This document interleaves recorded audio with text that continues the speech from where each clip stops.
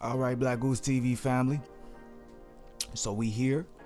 I just, I thought we should go over a little bit of boxing news that me personally I thought was interesting.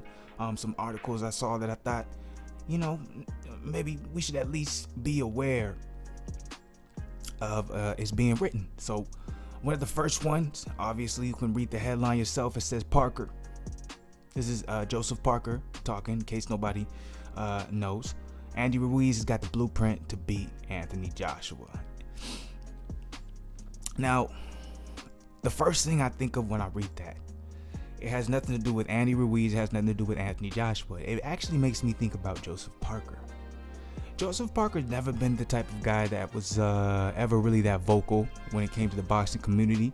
You know what I'm saying? He came in, he put in his work, and, deservingly, he got some big fights that kind of put him out there in the spotlight. But for the most part, he never really, he never really, talked like this, or kind of, was as loud as he's being right now.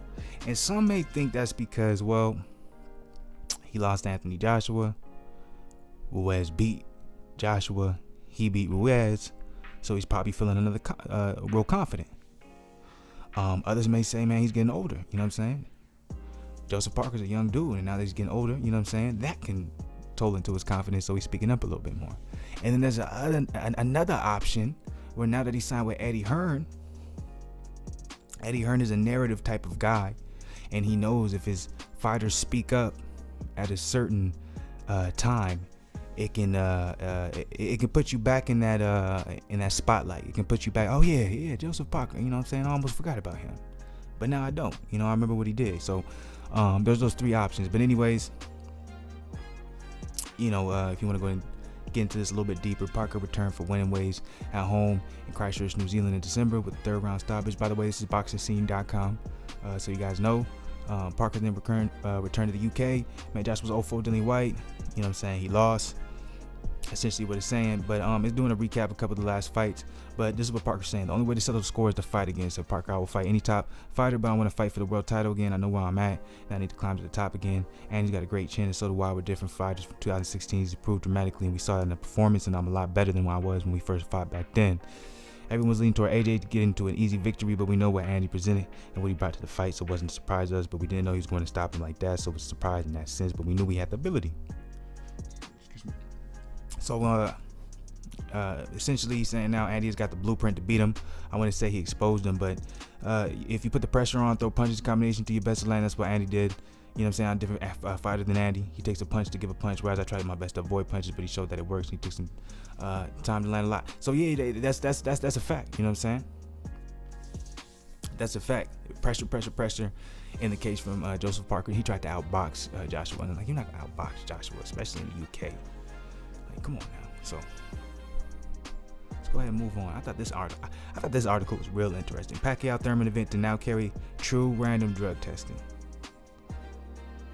So there was a lot of talk in the boxing community. Even I released a video to see, just ask y'all, shouldn't anybody care? They weren't invited testing. Well, a lot of people were releasing videos saying, well, it's not uninvited testing, should anybody care? Things like that.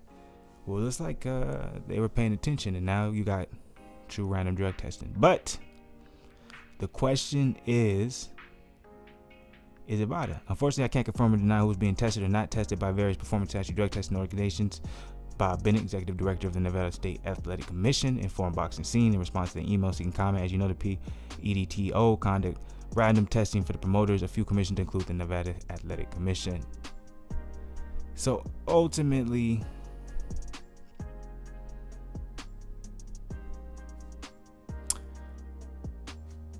what it looks like, in my question, enrollment with either entity is not the same as being directly enrolled with an agency such as Vada, a common misconception among the industry in which often leads to confusion among the sports participant themselves. Given that renowned and ubiquitous matchmaker Son Gibbons, who has remained an integral part of Pacquiao's team, was accurate in telling reporters that Pacquiao is subject to testing from both CPB and Nsac, where reporters fell well short of doing their job, was running with a statement as proof that there has been ongoing tests for this event. So there is testing, but it's being done to the commission, which everyone, what I'm saying, people knew that.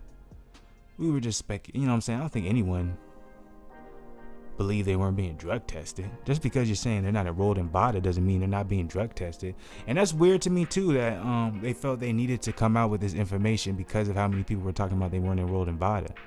Like I knew they were still being drug tested. It's just if Vada is the top tier, you would think an event that would probably make a lot of money, they would be under top tier drug testing. Which I'm not saying that's a problem or not. I knew there was still drug testing. At the end of the day, there's drug testing. That's all that matters. You know what I'm saying? But I don't think, that's the question at hand. Doesn't matter if it's in Vada or not. Doesn't matter if you let the commission do the drug testing in comparison to Vada. You know what I'm saying? That's the question at hand. So, yeah.